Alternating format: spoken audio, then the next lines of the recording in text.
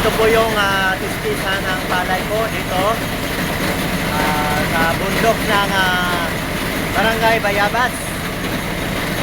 Pwede ko pa kayong isali? Pwede kayong isali sa video? Yes.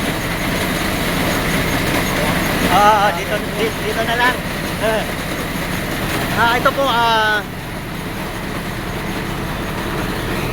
mayroon talaga palang testisa ng palay dito.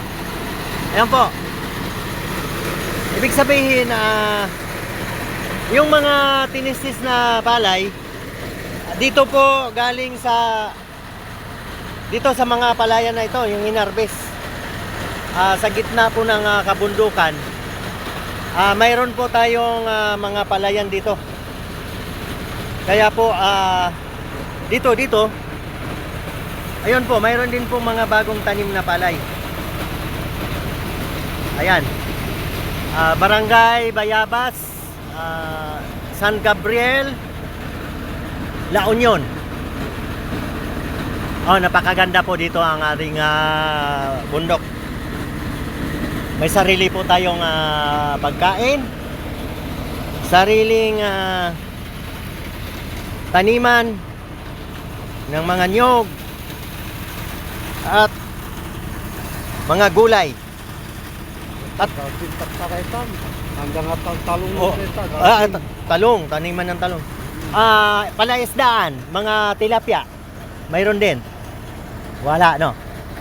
Hanggang sa kabasit. Oo.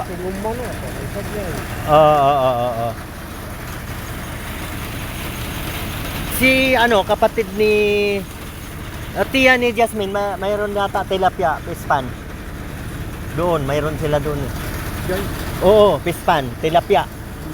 Oo. Dapat ka magkaisa. May isa ka. Ayan po ang ayun po. Iakyat po doon yung palay. Ayan, tapos ayan, papunta na yan dito sa gilingan, mga kaibigan.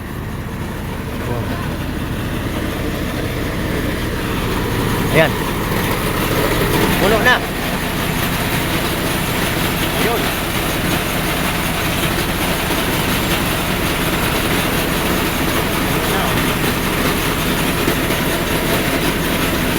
Kapalitan na ng sahod.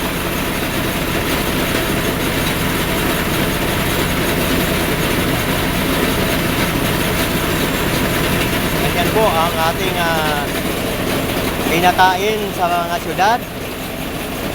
Dito po yan, giniling. Ayan, mapupuno na. Palitan ng sahod. Okay.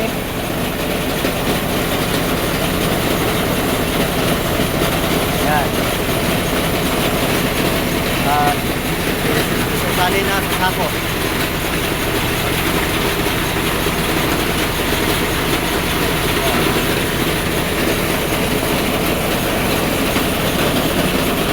Ayan po, ang ganyan ang proseso.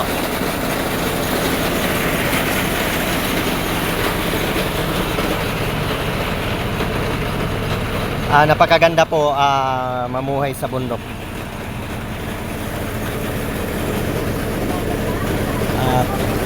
Tayo po, kung nasa probinsya man tayo, kahit saan man tayong probinsya, mga kaibigan, buhayin po natin ang pagsasaka para po mayroon po tayong ma-produce na pagkain dito sa bundok at hanggang sa syudad maibibenta natin doon sa syudad kasi wala po doon ng taniman.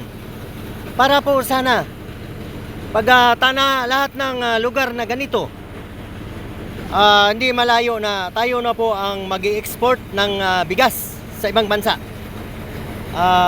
Nananawagan po ako sa lahat ng kababayan, pagsikapan po natin na hindi na tayo mag-import.